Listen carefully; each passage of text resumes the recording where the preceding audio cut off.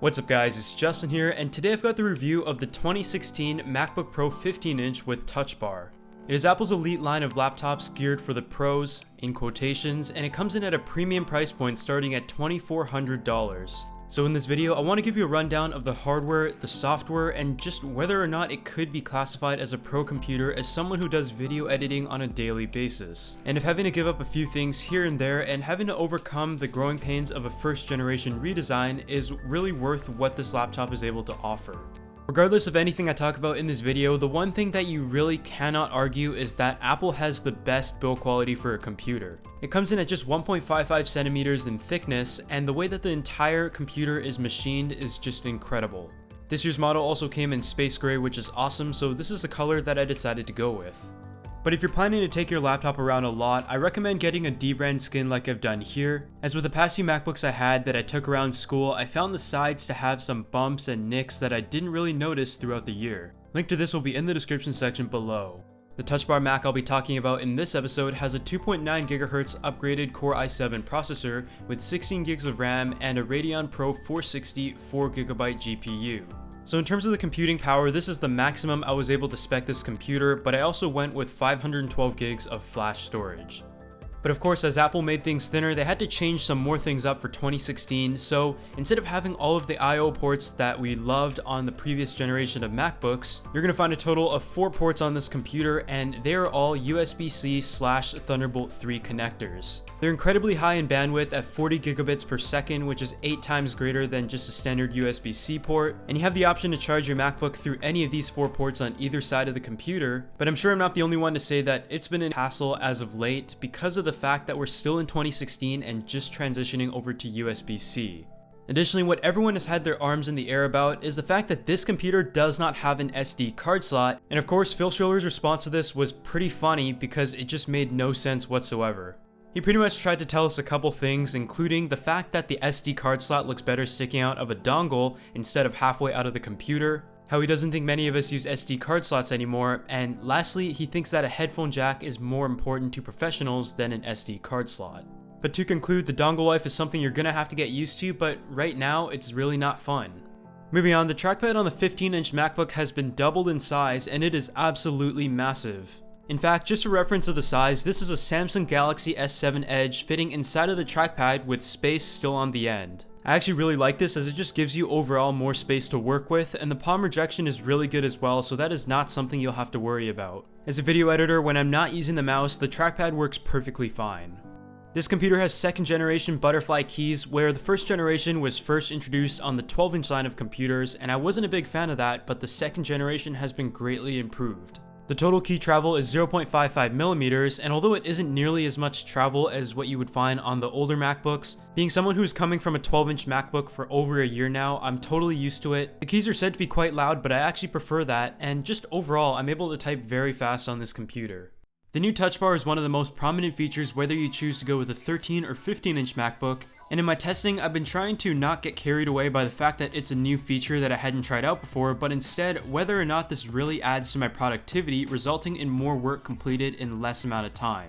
I did a dedicated video on this, so this will be linked in the description section below as well as a card above. So for my uses, in most cases I found it to just be a compliment or a visual experience as opposed to something that is actually functional. Let's be real here, you're not going to buy a computer of this price just to scroll through emojis faster. Even though I don't use Photos app to edit my photos, it did show signs of what to expect out of an optimization in Photoshop, for example, that Adobe did promise for later this year. Being able to quickly access your most used elements and also slide through different parameters of a photo editing thing, I will say for this it does enhance your experience. Final Cut Pro 10 also takes great advantage of the Touch Bar with some quick cut settings that do speed up the workflow, and stuff such as being able to adjust your volume and also view the entire timeline in the dedicated space is great. I definitely enjoyed this application and it did speed up my workflow, but at the same time, I could definitely live without it. Safari did a great job in utilizing the Touch Bar by allowing you to view your different tabs, your favorites, and also scroll through videos based on its length. It's something I used a lot, but for Chrome users, unfortunately, you won't be able to take advantage of this. As you would expect though, Apple has done a good job in the visual and functional experience of integrating their apps with the Touch Bar, but as for everything new, it really comes down to what manufacturers and developers do with this Touch Bar to determine whether or not it is really useful. That being said, I've had this computer for under 2 weeks, so it's still using the software that it's shipped with, and the touch bar was one of the things that I noticed bugs quite often. We also can't forget about the Touch ID fingerprint sensor, which I enjoyed, and for those who use Apple Pay, you will really like this feature.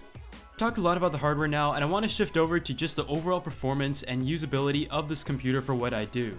I'm not going to go into too much detail of macOS and just the basic features that is built in, because most likely if you're watching this video, you're a professional who is looking to get a computer for video editing and productivity strictly.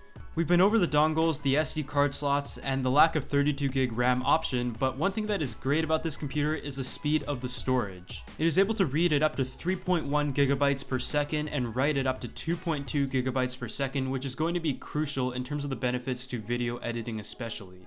Additionally, the display has also been improved at 500 nits of brightness that brings 25% more colors and 67% higher contrast ratio. So it's a P3 color screen and looks phenomenal, but I almost find it a little bit too contrasty for my liking. For someone who uses Final Cut Pro, the touch bar is going to come in very handy and the overall experience is really nice, but this computer should be much more than just a Final Cut Pro running machine. However, some of the people I know complained about the experience running Adobe apps such as Premiere and also question Apple's choice of using an AMD graphics processor for this newest generation computer. Some of the possible reasons behind it could be that Final Cut Pro is better optimized for OpenGL, it's cheaper, and Apple wants you to use Final Cut on this computer. But in the end, the general consensus seems as if an NVIDIA card would have been better for this computer.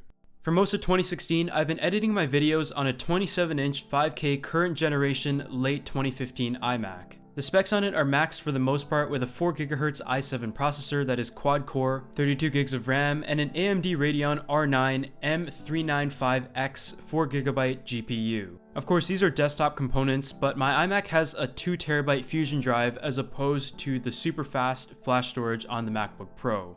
They both came out to around $4,000 Canadian, give or take. I don't remember exactly, but I wanted to do a very quick, unscientific test just to give an idea as to the speed differences between the two. I put together a very quick sequence with just 3 clips and 2 transitions on Final Cut Pro 10 of both computers. For me, the results were pretty much the same in terms of the export time on the MacBook Pro 15-inch and the iMac 27-inch, and from editing some longer projects on the MacBook Pro 15-inch, I found that the ratio of the time it took to export and encode the project to the time that the video length was around the same ratio as the iMac. TLD also did a comparison between the 2016 and the 2015 model, and when comparing two similar devices, and in his case read raw 5K files in ProRes, there seems to be a pretty reasonable increase in performance this year. A category that I didn't really notice any improvement on though was the battery life. I was getting about 3 to 4 hours on intense video editing of 4K files, which pretty much lines up to what I got on my 2013 MacBook Pro 15-inch with Retina display. One thing that is great about USB-C though is I can use an external battery pack and just plug it into my MacBook and keep that charged during the day if I'm on the go. Speakers have also been improved significantly, starting in Apple's 2015 MacBook 12-inch and carrying over to the 2016 models, and on the 15-inch specifically, it is 58% louder with 2 times larger dynamic range and a louder bass as well. They sound awesome in my opinion, so here's just a quick test. I had a dream I could buy my way to heaven. When I awoke, I spent that on a necklace. I told God I'll be back in a second. Man, it's so hard not to act reckless. At the end of the day though, is this a pro computer? I would have to say yes and no. It is good for very specific reasons, and that is to run Apple software such as Final Cut Pro 10. But with all the potential that this computer could have had, it's kind of disappointing to see that it really wasn't able to live up to those using Adobe. I mean, for my uses, it did perform quite nicely as I am a Final Cut user, but in my short time having this computer, I noticed quite a few weird quirks that just happened, such as graphics card issues, or just the computer restarting itself, or not waking up from sleep. And I know some other people that experienced some more severe things as well. After selling my 2013 15-inch Retina, which I actually really enjoyed, I was excited for this computer and had anticipated it for quite a while. I feel like Apple has left out quite a few things here, as they know people are still going to buy this computer regardless. This is the only computer you can buy that runs macOS that has a quad-core processor and a dedicated GPU, so regardless of the price hike, for those who use Final Cut 10 and need a mobile editing machine, you didn't really have any choice if you want a 2016 model. The dongles are one of the few things you're going to have to get used to, and what was supposed to be a beautiful setup pretty much becomes a mess as a result of that. If you're using this computer primarily in a desktop setting, I would suggest you go ahead and pick up a 2015, as for the price you're going to find it, it's going to be a much better value, especially if you're not going to be using the touch bar a lot.